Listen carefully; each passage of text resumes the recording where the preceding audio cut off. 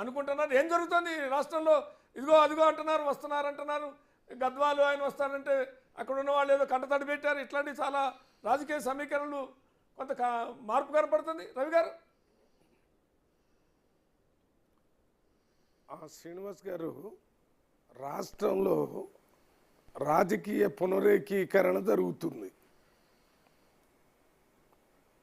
ముఖ్యంగా మొన్న జరిగిన పార్లమెంట్ ఎన్నికల్లో కాంగ్రెస్ పార్టీని ఓడించాలనేటటువంటి ఏకైక ఎజెండాతోని బీఆర్ఎస్ పార్టీ వాళ్ళు బీజేపీ పార్టీకి ఓట్లు ట్రాన్స్ఫరు బహిరంగంగా మే 13వ తారీఖున జరిగిన సంగతి అందరికీ తెలుసు. ఇది ఓపెన్ సీక్రెట్. దీని మీద బీఆర్ఎస్ పార్టీ ఇవాళ ఎన్ని మాటలు చెప్పినా ప్రజలకు అర్థమైపోయింది. బీజేపీ బీఆర్ఎస్ పార్టీ గత 10 సంవత్సరాల నుంచి కలిసి పనిచేస్తున్నారు. నిన్న పార్లమెంట్లో అన్అఫీషియల్గా ఒక సీక్రెట్ అండర్స్టాండింగ్కి వచ్చి వాళ్ళ కోట్లేశారు. 8 మంది బీజేపీ ఎంపీలు గెలిస్తే దాంట్లో 7 ఎంపీల దగ్గర బీఆర్ఎస్ పార్టీకి డిపాజిట్ పోయింది. అంటే బీఆర్ఎస్ పార్టీ చచ్చిపోతూ కూడా బీజేపీకి సపోర్ట్ చేసింది. అదే వాస్తవం. ఇక వారు మళ్ళీ తిరిగి వస్తారు రారు అనేది కాలమే నిర్ణయిస్తుంది. కానీ ఇప్పుడున్న పరిస్థితుల్లో బీఆర్ఎస్ పార్టీకి గ్రామ స్థాయి నుంచి రాష్ట్ర స్థాయి దాకా ఓటర్స్ లేకుండా నాయకులు లేకుండా పోయే పరిస్థితి ఏర్పడింది. ఇది కాలం కలిసి వస్తుంటే కేసీఆర్ గారి యొక్క గొప్ప ప్రణాళికల వల్లనే ఓట్లేశారని చెప్పారు.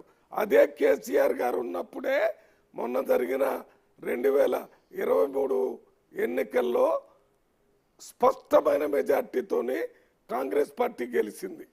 ఇప్పుడు జరిగిన ఎన్నికల్లో మరి కంప్లీట్గా ఒక్క సీటు కూడా లేకుండా తుడిచిపెట్టుకొని పోయింది బీఆర్ఎస్ పార్టీ. అదే కేసీఆర్ గారే బీఆర్ఎస్ పార్టీ అధ్యక్షుడిగా ఉన్నాడు. కేటీఆర్ గారే మరి వర్కింగ్ ప్రెసిడెంట్గా కూడా ఉన్నారు. మరి ఇప్పుడు ఏమైనా ప్రణాళికలు ఎత్తుగడలు ఇవన్నీ పని చేయలేదు.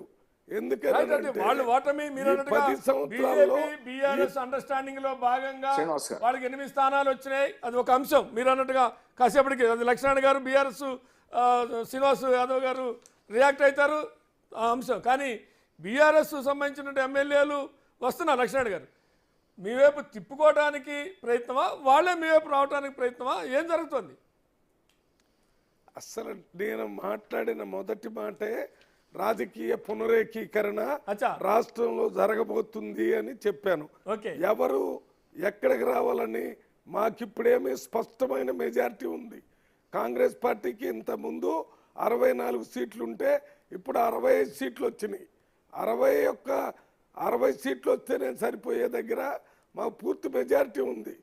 మాకు ఇప్పుడు ఉన్నటువంటి రాజకీయ పరిస్థితుల్లో ఎవరు ఎక్కడికి వస్తున్నారు, ఎప్పుడు వస్తున్నారు అనేది మా కాంగ్రెస్ పార్టీ రాష్ట్ర నాయకత్వం ఉంది, ఏఐసిసి నాయకత్వం ఉంది. దాని మీద నిర్ణయం తీసుకుంటారు. ఎవరు వస్తారు, ఎవరు రావటం లేదు, ఎందుకు వస్తున్నారు, వచ్చిన వాళ్ళని ఏ రకంగా ట్రీట్ చేయాలనేదంతా అది కాంగ్రెస్ పార్టీ రాష్ట్ర నాయకత్వం, ఏఐసిసి నాయకత్వం చూసుకుంటుంది. అంతే తప్ప ఇవాళ ఎవరినో మాకు ఎప్పుడో మా 12 మంది ఎమ్మెల్యేలను తీసుకొని వాళ్ళ పార్టీలో విలీనం చేశారు కాబట్టి మేము కూడా వాళ్ళ దగ్గర 26-25 ఎమ్మెల్యేలను తీసుకొని వాళ్ళ పార్టీని విలీనం చేస్తామనేటువంటి ఆలోచన కాంగ్రెస్ పార్టీకి లేదు. ఇప్పుడు అక్కడ గెలిచినటువంటి ఎమ్మెల్యేలు ఎందుకు పార్టీ మారాలని అనుకుంటున్నారో వాళ్ళే స్వయంగా చెప్తారు. ఎందుకు ఎక్కడికి వస్తున్నారో వాళ్ళే చెప్తారు. ఇప్పుడు రైట్, మల్లిరావు గారు మళ్ళీ మీ దగ్గరికి వస్తాం. ఒక్కసారి గురించి గడ్డం శ్రీనివాస్ యాదవ్ గారి దగ్గరికి పోదాం. అవసరం లేదు. రైట్, శ్రీనివాస్ యాదవ్ గారు, మీరు చచ్చిపోతూ అవయవ దానం చేశారు బీజేపీకి, దాన్ని బతికిచ్చారు అనేటువంటిది కామెంట్. అసలు బీజేపీ బీఆర్ఎస్ పార్టీకి ఈ బంధం కలిపిందే కాంగ్రెస్ వాళ్ళు. ఏంది అని అంటే అసలు మీరు ఒకసారి చూస్తుంటే గత ఒక 6 నెలల నుంచి ఇలా మా మీద అక్రమ కేసులు బనాయించి మా నాయకులను జైల్లో పెట్టి మాకు బనాయించింది బీజేపీ. నేను అదే చెప్తున్నా, మరి బీజేపీ